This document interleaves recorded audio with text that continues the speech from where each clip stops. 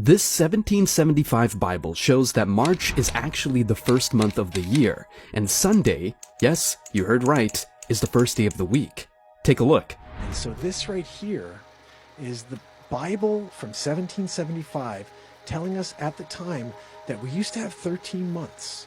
The first month of the year is March! Look at all the way to the end, guys. There's 13 months. 13 months! First day of the week, Sunday. Second day, Monday. Look at that. Seventh day or Sabbath, Saturday. This is the proof right here. I've always been a curious soul, but not in the way you'd expect from scholars or historians. My explorations take place from the comfort of my own home, often late into the night, guided by the soft glow of my laptop screen. This is how I ended up watching a video by Mark Pyers on his channel, Mark Inspires. What I discovered there sent me straight down a rabbit hole. Mark presented an old Bible from 1775, and it wasn't the antiquity of the book that caught my attention, it was the content. According to this Bible, the first month of the year is March, and each week begins on a Sunday. I paused the video. Sunday as the first day? March as the first month? That's not what any calendar I've ever hung on my wall has shown. The curiosity in me sparked. I wondered, if what I was looking at was true, why did everything change? Who decided to flip the script and shift the months around? And why does it feel like we might be out of step with the rhythm that was once so ingrained in our culture that it was worth printing in the good book itself? It was like finding a piece in a puzzle that I didn't know was missing. The more I thought about it, the more questions arose. What if the holidays we celebrate, the ones we've been told were based on ancient traditions, were actually aligned with a different rhythm, one dictated by this forgotten calendar? Take Christmas, for instance, often said to be a rebranding of pagan festivities. If we were following this old system, where would that leave December 25th? Would it hold the same meaning if it didn't coincide with the winter solstice as neatly as it does now? Could this alternative arrangement of time affect not just holidays, but our everyday lives? I'm not an academic with a wall of degrees, but that night, I felt a responsibility to learn more.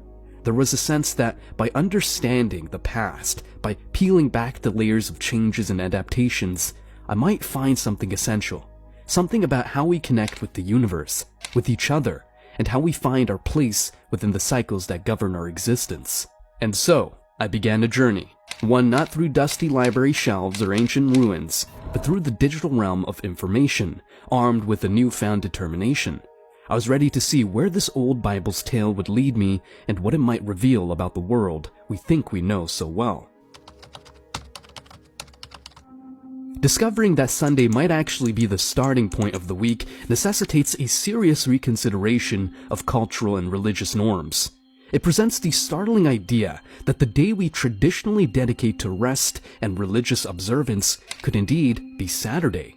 Such a perspective carries weighty implications for contemporary religious customs, hinting that widespread practices might not align with this historical viewpoint.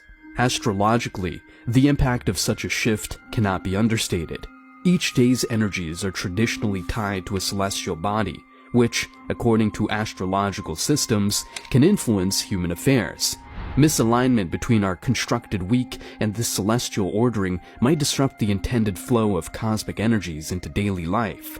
For adherents of astrology, this calls into question the very foundation of their practice, suggesting a need for a thorough reassessment of how days and their corresponding planetary energies are observed and honored.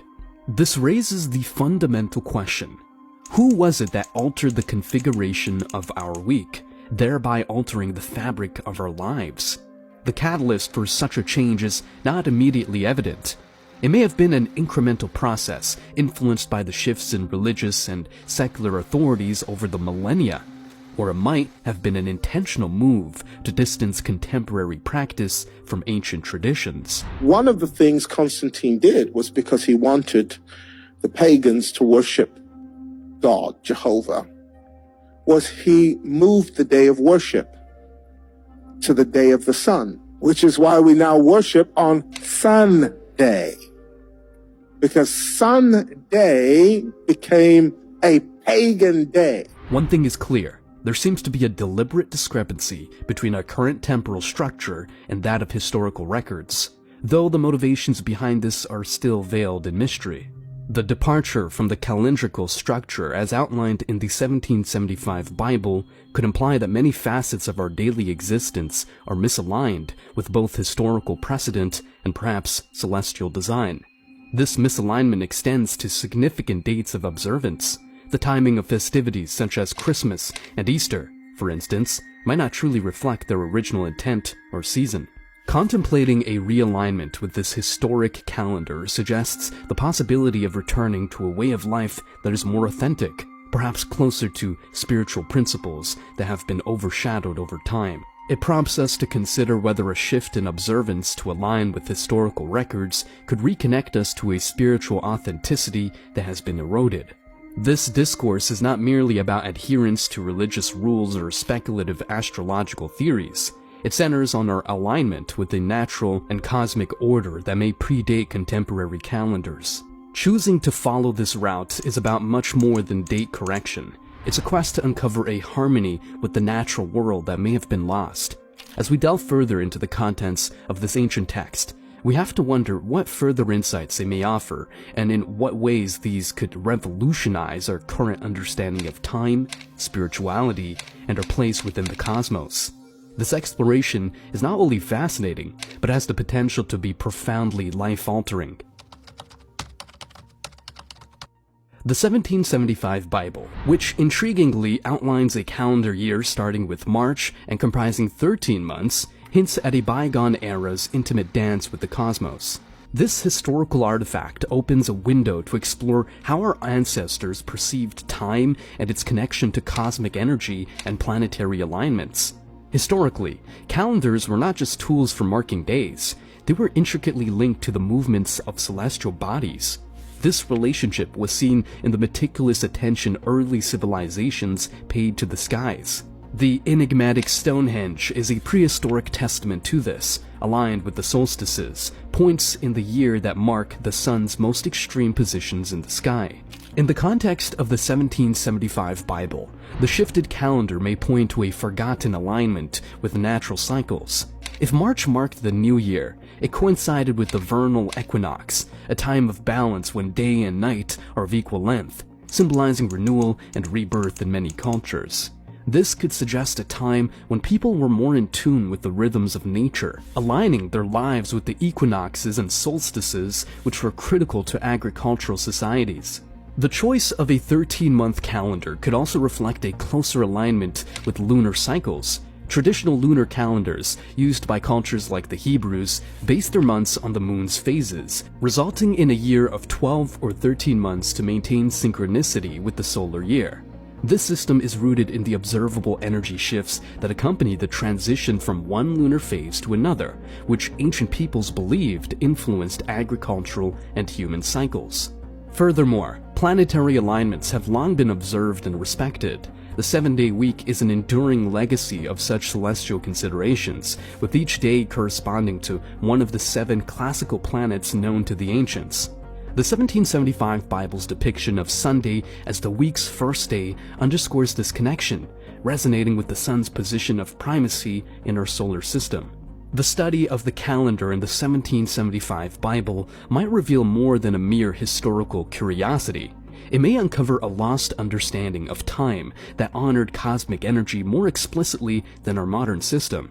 It opens questions about how this alignment affected societal behavior, religious observances, and the general worldview of the time. The blending of pagan traditions with Christian holidays is a topic that stirs much debate, especially when we delve into the origins of Christmas. To understand this amalgamation, we need to travel back to the early centuries of Christianity. It wasn't until the 4th century that the Church officially proclaimed December 25th as the birth date of Jesus, a date that conveniently coincided with the Roman festival of Saturnalia and the pagan celebration of the winter solstice. These festivals were times of merrymaking, social reversal, and, most importantly, celebrating the return of the sun, Saturnalia for the Romans and Yule for the Germanic peoples. The church's decision to place Christmas during this festive period may have been strategic, easing the transition for converts